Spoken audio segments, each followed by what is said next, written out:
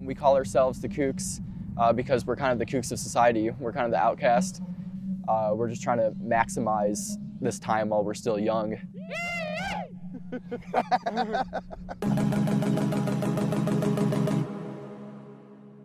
I really respect these guys for not falling into that path that's so easy to fall in. Like people getting this 8-to-5 job, they gotta get married, they gotta have kids, you know, they gotta have a house, they gotta have a brand new car. But the Coox, totally different people. They're working enough to be able to take care of themselves and have as much fun as possible. When I was 17 and I came out here to learn how to fly, I took lessons from my friend named Steven. And one of the things he asked me was, how much money would somebody have to pay you to wake up and be 30 tomorrow? He's like, or how about to wake up and be 60 tomorrow? Or how about to wake up and be 80 and be on your deathbed? How much would somebody have to pay you to wake up and be 80 years old tomorrow? I'm like, well, obviously, you know, I'm not gonna there's no amount of money that's gonna make me wanna wake up and be 80 years old. And he's like, then why do people slave their lives away every single day to make money, get to their deathbed, look back at their life and realize, you know, like, I haven't done anything.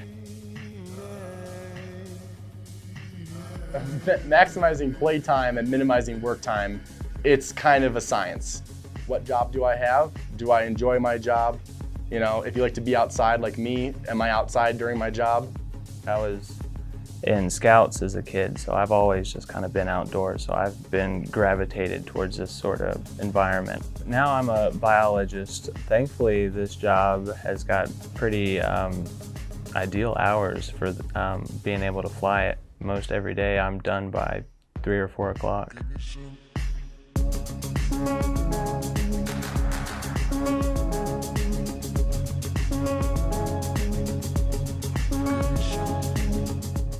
My first time driving up the 18, I'm sitting there like, oh my goodness, there's people flying up there? I can't believe it.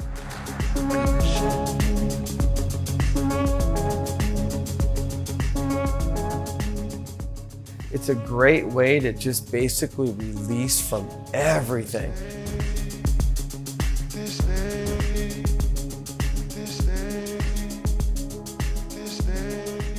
For me, paragliding is like meditating. I'm not thinking about work, I'm not thinking about money, I'm not thinking about girls, I'm not thinking about parents or family or anything, you know, I'm just in that zone. You know, paragliding has just reached this pinnacle of safety and technology where it's not like totally crazy to be running off a mountain right now. It's amazing to me because all the glider wants to do is fly level and fly straight, and anything that you do past that is up to you. So you can have just a really casual kind of float around flight, or you can be really pulling on strings and jamming out.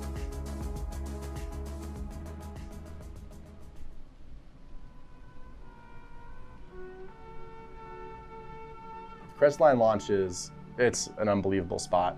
I'm not saying that Crestline is the best, but Crestline is certainly very good when it comes to consistent ridge lift and thermal flying conditions. Why Crestline glider launch is such a good place to fly is the fact that we have the ocean just 60 miles south of us and we have the desert just right behind the mountain range. And the way that the wind works is it's always wanting to go from that high pressure cold air to the low pressure warm air. And so the ocean's so much colder than the hot desert that's behind us. So all that wind's going to be coming from the ocean, crossing the whole valley and trying to make its way into the desert. And it just so happens Crestline's the mountain right in between, you know, the valley and the ocean and the desert on the other side. This place is literally world renowned.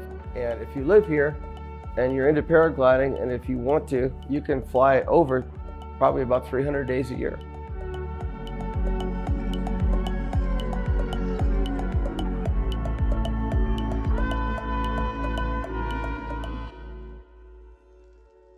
Hey Lou, what day is it? My birthday! Woo! Lou is a friend that we've known since we've all started paragliding. She was there for my first flight. She was there for my brother's, for Cam's first flight. And always the one to greet you too when you landed with a smile and a beer and a big hug, you know. When I saw her that night, she was having the time of her life. but we're not sure why it happened. She was doing a pretty deep spiral, but could have exited at any time. So my take is that maybe she misjudged her altitude, and she thought she had room to maybe go around one more time, or she didn't want to go around one more time. You know, later as we were thinking about this and what could change, you know, how could this be different, is we were thinking about Lua a lot and what was going on in her mind before she flew. You know, she was ignoring a lot of signs that maybe you shouldn't fly. We designed and built this wood bench to put out there as kind of a memorial for her. And now we've got that reminding us every day of, you know, what it's like to lose a friend. It does keep us more cognizant of what's going on, what people are doing. In our thinking, it was like a little more reserved, I guess. So we're keeping elevation in mind. We're keeping all these different factors right in front of our heads so that we're conscious about it. But at the same time, we're still loving flying and love the stoke and the thrill and the adrenaline rush.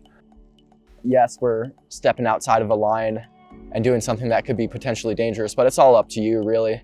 Like what your headspace is in when you fly, what the conditions are like when you fly, your knowledge of the flying spot, they all go into how safe paragliding is. And if you do it right, it's a relatively safe sport. I had a friend explain it to me this way, you know, paragliding is kind of, that is our love. That's what we love to do in this life, and that's what we're passionate about. And the way that I spread love on this earth is showing people that and having other people experience that with me. And my point of view too is I want people to be stoked about anything they have going on in their lives. Part of the reason why I spend so much time trying to capture video and pictures and share them through, you know, social media is just because I want more people to know about what they're missing out on. A big part about what makes the Crestline launch so unique and kind of welcoming is the community, and part of that is the Coox. And we're just a bunch of really friendly guys that love to have fun, and we want people to be a part of that. We're like right on the brink of this new wave that's coming. I don't know if it's just because I'm living in the van and that's so normal and we're all doing these cool things, you know, but I think that people are starting to realize that everything that we thought was so important and stuff before really isn't.